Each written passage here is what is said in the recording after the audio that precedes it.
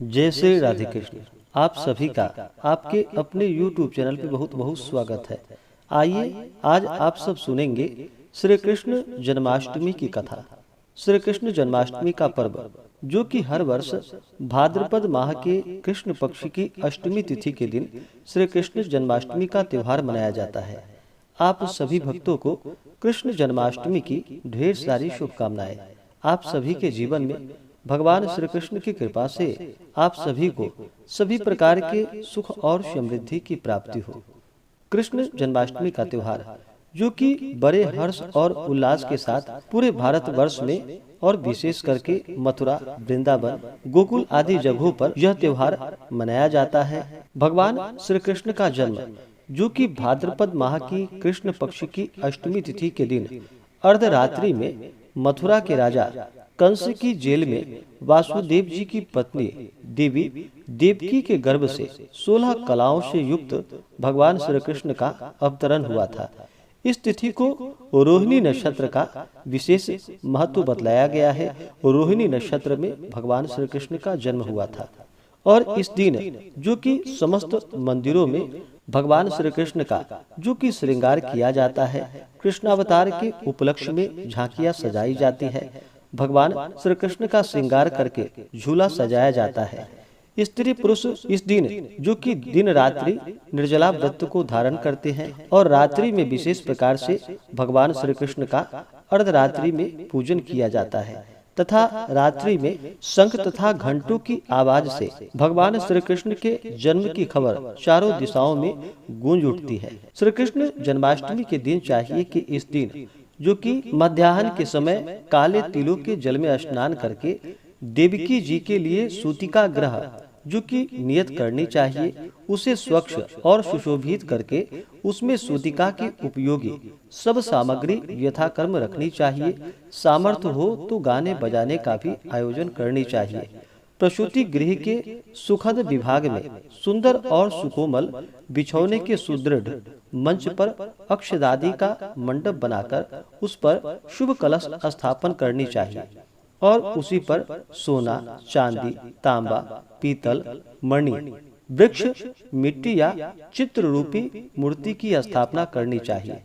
मूर्ति में सद्यतः प्रसूत श्री कृष्ण को स्तन पान कराती हुई यानी कि दूध पिलाती हुई माता देवकी हो और लक्ष्मी जी उनके चरणों को स्पर्श करती हुई बैठी हुई हो, ऐसा भाव प्रकट करे। इसके बाद यथा समय भगवान के प्रकट होने की भावना करके वैदिक विधि से पौराणिक प्रकार के अथवा अपने सांप्रदायिक पद्धति से भगवान का पंचोपचार, दशोपचार, खोटसोपचार विधि से भगवान का पूजन करना चाहिए। आभरण पूजा आदि करनी चाहिए और इस समय जो कि पूजन में देवकी, वसुदेव, वासुदेव, बलदेव, नंद, यशोदा, लक्ष्मी और भगवान श्री कृष्ण का जो कि पूरे विधि विधान के साथ पूजन करना चाहिए और भगवान श्री कृष्ण को विशेष करके माखन मिश्री का भोग लगाना चाहिए और अगले दिन जाकर के सूर्योदय के बाद फिर पारण करना चाहिए। रात्रि में माखन मिश्री का भोग लगा करके आप उसका प्रसाद के रूप में ग्रहण करें और सभी को वितरित करें।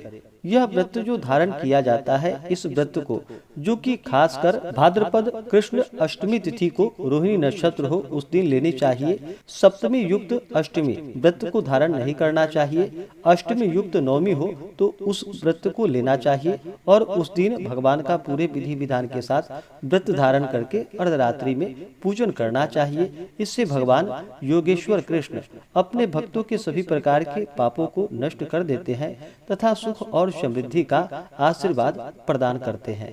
तो आइए सुनते हैं श्री कृष्ण जन्माष्टमी की कथा। तो बोलिए प्रेम से भगवान श्री कृष्ण की जय। बहुत समय पहले की बात है, द्वापर युग में पृथ्वी पर राक्षसों का अत्याचार बढ़ने लगा। पृथ्वी गाय का रूप धारण कर अपनी कथा सुनाने के लिए तथा अपने उद्धार के लिए ब्रह्मा जी के पास गई। ब्रह्मा जी सब देवताओं को साथ लेकर पृथ्वी को विष्णु भगवान के पास क्षीर सागर में ले गए। उस समय भगवान विष्णु अनंत शैया पर शयन कर रहे थे। स्तुति करने पर भगवान की निद्रा भंग हुई। इसके पश्चात देवता ब्रज मंडल में आकर यदुकुल में नंद यशोदा तथा गोप गोपिकाओं के रूप में सभी वहां अवतरित हुए। द्वापर युग में मथुरा में उग्रसेन राजा राज्य किया करते थे। उग्रसेन के पुत्र का नाम कंस था। कंस ने उग्रसेन को बलपूर्वक सिंहासन से उतारकर जेल में डाल दिया और स्वयं राजा बन बैठा। कंस की बहन देवकी का विवाह यादव कुल में वासुदेव के साथ हो गया। जब कंस देवकी को विदा कराने के लिए रथ पर बिठा करके साथ ले जा रहा था तो आकाशवाणी हुई कि हे कंस, जिस देवकी को तू बड़े प्रेम से विदा कर रहा है उसका 8वां पुत्र तेरा संहार करेगा। ऐसी आकाशवाणी की बात को सुनकर कंस क्रोध से भरकर देवकी को मारने को तैयार हो गया। उसने सोचा न देवकी होगी और न उसका कोई पुत्र होगा। वासुदेव जी ने कंस को समझाया कि तुम्हें देवकी से तो कोई भय नहीं है, देवकी की 8वीं संतान से तुम्हें भय है, इसलिए मैं इसकी 8वीं संतान को तुम्हें सौंप दूंगा। तुम्हारे समझ में जो आए उसके साथ तुम वैसा व्यवहार करना। कंस ने वासुदेव की बात को स्वीकार कर ली और वासुदेव देवकी को कारागार में बंद कर दिया। तत्काल नारद जी वहां आ पहुँचे और कंस से बोले कि यह कैसे पता चलेगा कि 8वां गर्भ कौन सा होगा, गिनती प्रथम से या अंतिम गर्भ से शुरू होगी। कंस ने नारद जी के परामर्श पर देवकी के गर्भ से उत्पन्न होने वाले समस्त बालकों को मारने का निश्चय कर लिया। इस प्रकार एक एक करके कंस ने देवकी के 7 बालकों को निर्दयता पूर्वक मार डाला। भाद्रपद माह के कृष्ण पक्ष की अष्टमी को रोहिणी नक्षत्र में भगवान श्री कृष्ण का जन्म हुआ। उनके जन्म लेते ही जेल की कोठरी में प्रकाश फैल गया। वासुदेव देवकी के सामने शंख, चक्र, गदा एवं पद्मधारी चतुर्भुज भगवान ने अपना रूप प्रकट कर कहा कि अब मैं बालक का रूप धारण करता हूँ और तुम मुझे तत्काल गोकुल में नंद के यहाँ पहुँचा दो और उनकी अभी अभी जन्मी कन्या को लाकर कंस को सौंप दो। तत्काल वासुदेव जी की हथकड़ियां खुल गई, दरवाजे अपने आप ही खुल गए, पहरेदार सो गए। वासुदेव श्री कृष्ण को लेकर के गोकुल की ओर चल दिए। रास्ते में यमुना श्री कृष्ण के चरणों को स्पर्श करने के लिए बढ़ने लगी। भगवान ने अपने पैर लटका दिए। चरण छूने के बाद यमुना घट गई। वासुदेव यमुना पार कर गोकुल में नंद के यहाँ गए। बालक कृष्ण को यशोदा जी के बगल में सुलाकर वहां से कन्या को लेकर वापस कंस के कारागार में आ गए। वह कन्या जो कि माता दुर्गा का अवतार थी। कन्या के रोने पर कंस को खबर दी गई। कंस ने कारागार में आकर कन्या को लेकर पत्थर पर पटक कर मारना चाहा, परंतु वह कंस के हाथ से छूटकर आकाश में उड़ गई और देवी का रूप धारण कर बोली कि हे कंस, मुझे मारने से क्या लाभ, तेरा शत्रु तो गोकुल में पहुंच चुका है। यह दृश्य देखकर कंस हतप्रभ और व्याकुल हो गया।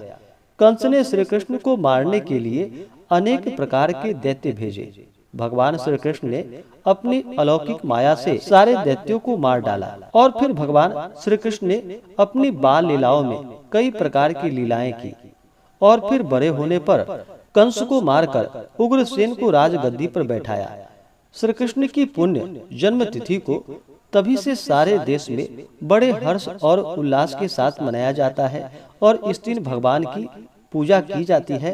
इससे भगवान श्री कृष्ण अपने भक्तों पर अति प्रसन्न होते हैं और अपने भक्तों के सभी प्रकार के दुखों को दूर कर देते हैं तथा सुख और समृद्धि का आशीर्वाद प्रदान करते हैं। तो बोलिए प्रेम से भगवान श्री कृष्ण की जय, उनके माता पिता की जय, सर्व देवी देवता की जय। तो आशा करता हूँ कि यह जानकारी आपको अच्छा लगा हो।